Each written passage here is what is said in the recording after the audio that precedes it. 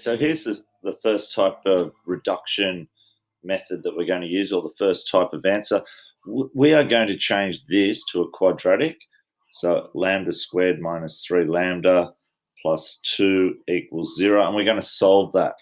Now, when we solve this, lambda minus 2, lambda minus 1 equals 0. Therefore, lambda equals 2 or 1. This is our first type because we're getting two real solutions, or two different real solutions. So our general solution straight away, y general, we can write that as c1e to the 2x plus c2e to the x. And where did we get that 2x from? That 2x has come straight from here, and this 1x has come straight from there. And that is the general solution. And if we substituted this back into here, we would find that it would work. Now we've also got some initial conditions. We've got over here, we've got when when x equals 0, y equals 2, and when the first y dash, x equals 0, y dash equals 5. So we can use these this initial conditions to find out what C1 and C2 are. So if we substitute that in, and this is really nice, that x equals 0. So when x equals 0, we know that y equals 2. So e to the x, e to the 0 is going to be 1. So what we get is c1 plus c2 equals 2, which is really nice. The first derivative is going to be 2c1 e to the 2x plus c2 e to the x, just finding the derivative of our general solution.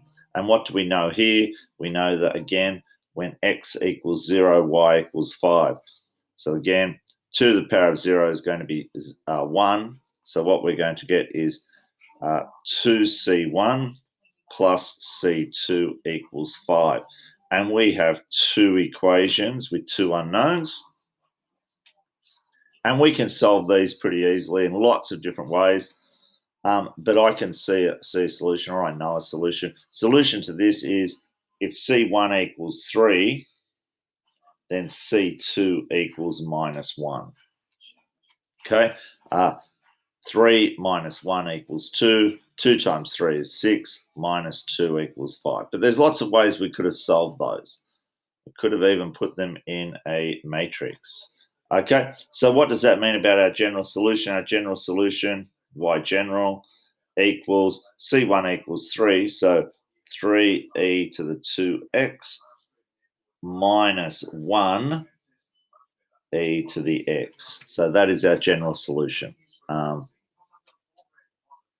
And that's basically the way it works. The only other thing perhaps is if we go back and we say, well, how can we change this? How can we change this to this so easily? If you consider that y equals e to some lambda x as one of our solutions, and that's sort of what we've done, then y dash is going to be lambda e to the lambda x, and y double dash is going to be lambda squared e to the lambda x. Okay, so what we're really solving is lambda squared e to the lambda x minus 3 times lambda e to the lambda x plus 2 e to the lambda x equals 0.